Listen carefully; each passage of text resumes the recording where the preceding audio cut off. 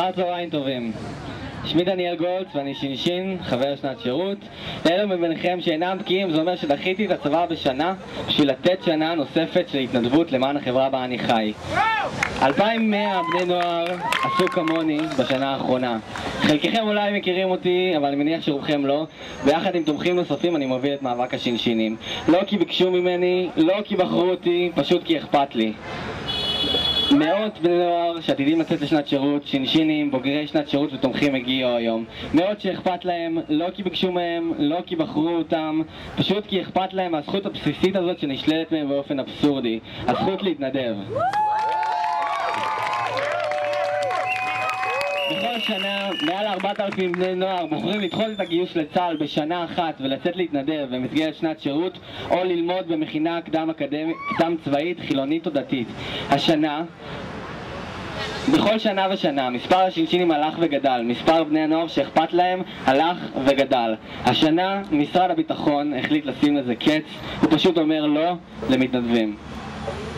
משרד הביטחון הגיע לנקודת משבר אמיתית בה הוא מתקשה למלא שורות בשל הצמצום בנתוני הגיוס. במקום לטפל בבעיה האמיתית, בחר משרד הביטחון להקפיא את מכסת היוצאים לשנת שירות ולגייס מאות בני נוער על אף רצונם לתת ולהתנדב מעבר לנדרש מהם. משרד הביטחון בוחר לטאטא את הבעיה הצידה במקום להביא לפתרונה. הוא בוחר להסיט את השריפה ממקום אחד למקום אחר במקום לכבותה. לפני קצת יותר משבוע התחוללה השריפה ההרסנית בכרמל שהחריבה את אחד המקומות היפים ביותר שארצנו ראתה. הרי ברור לכולנו שבזמן שריפה צריך לכבות אותה. למה לא ככה דבר גם כאן? תארו לכם מצב ובזמן השריפה בכרמל מחליטה ממשלת ישראל לנטוע עצים נוספים בשביל לגשר ככה בין הפער של העצים שנשרפו לעצים שקיימים. תארו לכם מצב בו ממשלת ישראל מחליטה לגייס בני נוער שרוצים לתת יותר, שרוצים להתנדב בשביל לגשר על המשתמטים. האם זה המסר שאנחנו רוצים להעביר לבני הנוער שאכפת להם? האם זו החברה הישראלית שאנחנו רוצים לטפח?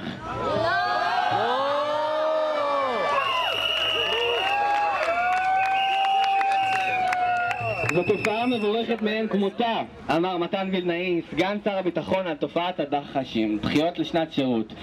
אם זו תופעה מבורכת מאין כמותה, אז למה אתה פוגע בה? חשוב לי מאוד להדגיש, רבים מבוגרי שנת השירות ממלאים את סדרות הפיקוד בצבא ואת היחידות הנחשבות לחוד החנית.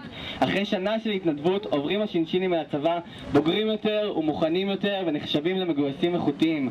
אנחנו מדברים פה על כמעט פי 10 יותר בנים שיוצאים למסלולי קצונה יהודית, בוגרי שנת שירות מאשר כלל האוכלוסייה. אין ספק שהחוויה והתהליך שבני נוער אלה עוברים בשנה זו אינה גורם מרכזי להגברת המוטיבציה שלהם לשירות משמעותי ואיכותי בצה"ל. נכתב בהמשך הדוח שפורסם השנה על ידי האגף הביטחוני-חברתי של משרד הביטחון על מיצוי בוגרי שנת השירות בשירות הצבאי. אם שנת השירות אינה גורם מרכזי להגברת המוטיבציה, אז למה אתם פוגעים בה? פשוט כי זה יותר קל. יותר קל. לא נוותר בקלות על זכותנו להתנדב, לתרום, לחתור לצמצום הפערים ולמתן שוויון הזדמנויות בחינוך. לא נוותר בקלות על הרצון לפעול למען עתיד חינוכי בקהילות הפריפריה, בעיירות הפיתוח, בפנימיות, בקרב נוער בסיכון ובקרב הבדואים בנגב.